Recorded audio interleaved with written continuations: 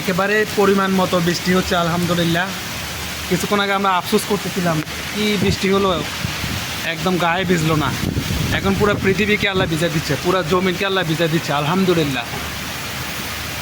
দেখুন বৃষ্টির কি তীব্রতা, মনে হচ্ছে মানুষকে উড়িয়ে নিয়ে যাবে।